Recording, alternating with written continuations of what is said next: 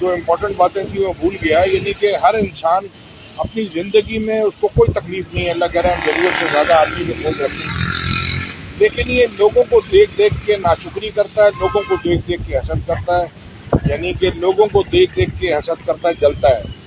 फिर जब वो कंपैरिजन करता है तो फिर उसको अपनी चीज़ें बुरी लगती हैं, जब वो कंपैरिजन करता है तो फिर वो नाशुक्री में पड़ जाता है।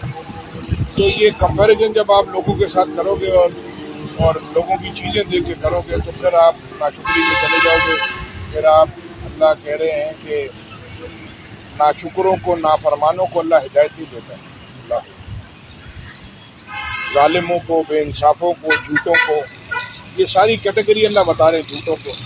तो उसको कोई तकलीफ नहीं है, लेकिन ये लोगों को देख, गाड़ी बंगला देख के, लोगों के पैसे देख के, उनके खाने होटल और ये सब देख के जलता है, हसद करता है और तमन्ना करता है कि यार इसके पास है तो मेरे पास भी होना चाहिए, और हमारा हाल देखो और इनका हाल देखो।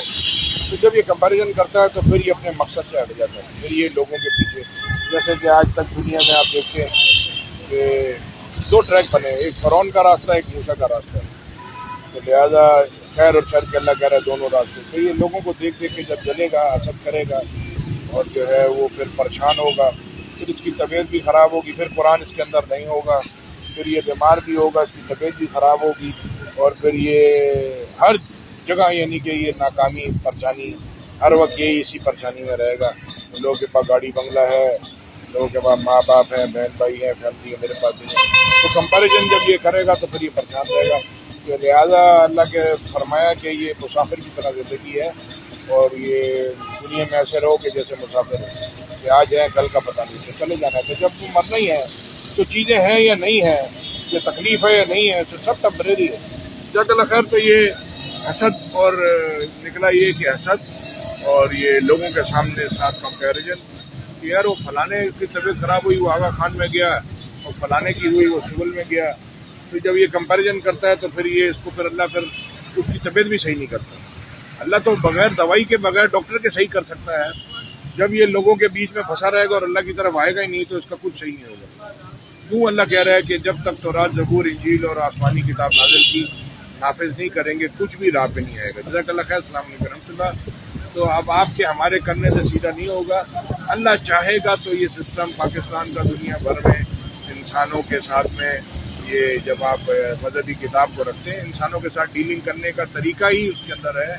आप इंसानों के साथ अच्छी डीलिंग नहीं कर सकते जब तक आप अल्लाह की हिदायत की किताब, मजहबी किताब को नहीं सुनते, समझते और ना उसमें चलने की कोशिश करते। तो जब आप वो करोगे तो फिर ये सारी दुनिया में ये जितनी भी वो निकलते हैं फलाना लॉन्ग मार्च और फलाना मार्च, ये ख़त्म हो जाएगा, क्योंकि आप सीधे रास्ते पे जब आ जाओगे। जगह खैर ये मत भूलें कि इंसान का दुश्मन है शैतान, वो हमेशा उसके साथ में होता है और वो उसको वसवसे डालता रहता है, नाशुक्री के, नाफरमानी के और गुनाहों के। जज़ाकल्लाह खैर। नई नस्ल के लिए ये बना के दे दिया है, अगर वो तजर्बा करने से पहले इसको सुन लेगी, समझ लेगी कुरान को, तो बहुत सारी गलतियों से बच जाएगी, उसकी नस्लें भी बच जाएंगी। नहीं तो वो फिर ये बीमारियों के साथ में आ गया। आप देख लें वो जो फिर हॉस्पिटल में जो क्या हुआ, ऐसे रोज़ कोई ना कोई वाक़या होता है। तो वो जो शैतान है उसका काम है, उसको टास्क यही मिला हुआ है, उसने अल्लाह से मोहलत ली क़यामत के दिन तक की कि अल्लाह मोहलत दे, मैं सबको भटकाऊँगा और बनी आदम की नस्ल को बर्बाद करूँगा, ख़राब करूँगा।